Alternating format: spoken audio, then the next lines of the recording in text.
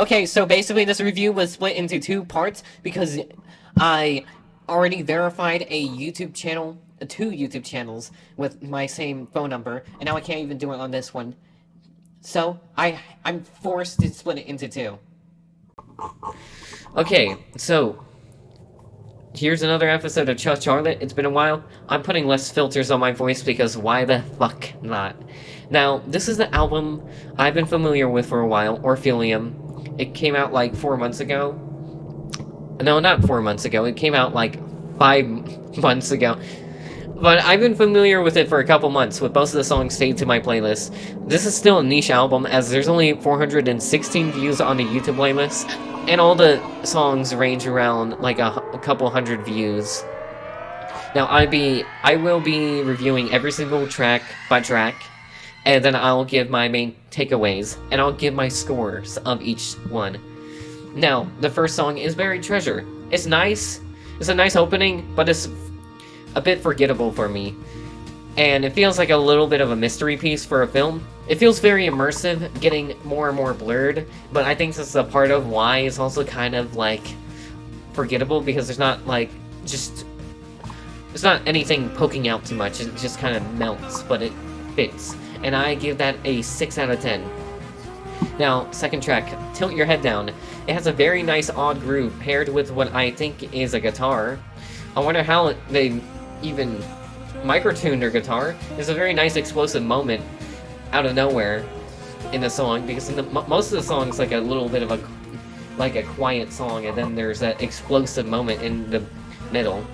It does get a little repetitive over time though, but it pays off with the explosive outro. It's very nice, with this dark sounding chord progression, and the guitars overall feel gothic. 7.5 out of 10.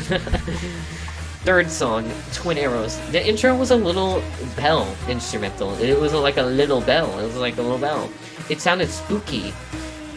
It didn't really grab my attention at first, and then I forgot there was a random shift where it goes from that to like a fast electric guitar part that is like a lot more in your face, and then it even has a very nice key change.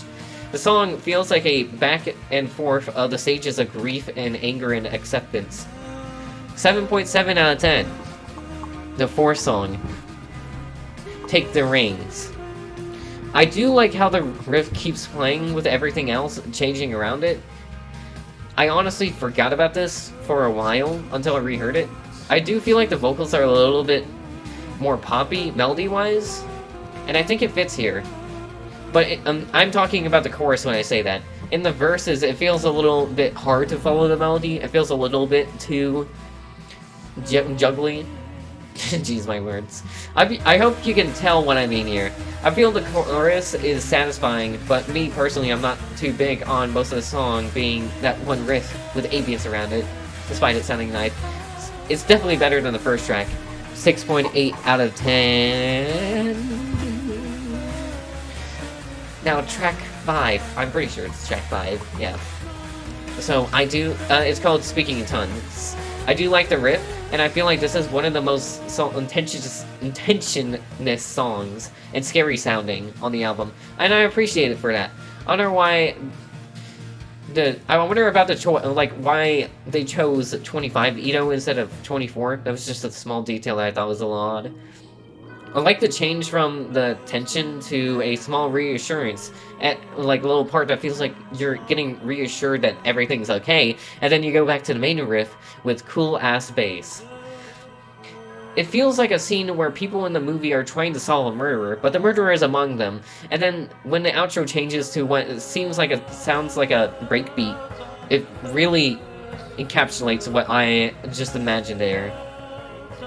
And the vocals around that part kind of remind me of the Slipknot's like debut album, where there were songs where there wasn't screaming as the vocals, but like more calm vocals with like a distorted filter all over it. Very great track overall. I wish it was a lot easier to find the lyrics online though. 8.7 out of 10. Track 6. Boiled Frog. This is a track that I remember very well because I've listened to it quite a amount of times. I don't know why the repeating riffs work very much here.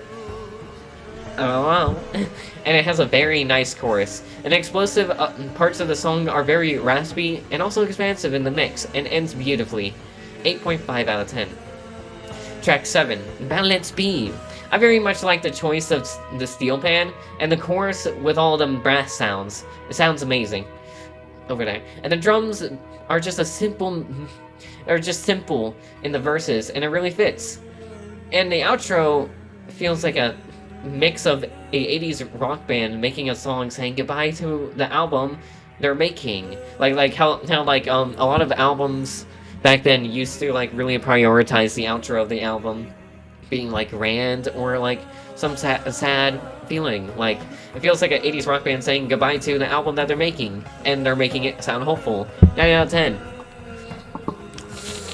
Track 8, My Violet. It's a very usual little riff in the beginning, and the ambience feels like cars passing by. The simple strings sliding through the song adds a lot to it. And the song's a little bit more minimalistic in the comparison of the rest of the songs on the album, but it keeps adding more and more on top of it, until it randomly switches into a very nice and chill synth part. Then the drama rises with faster tempos and guitars that feel like they're poking me, but in a way that satisfies me. It has also a banger organ in the outro.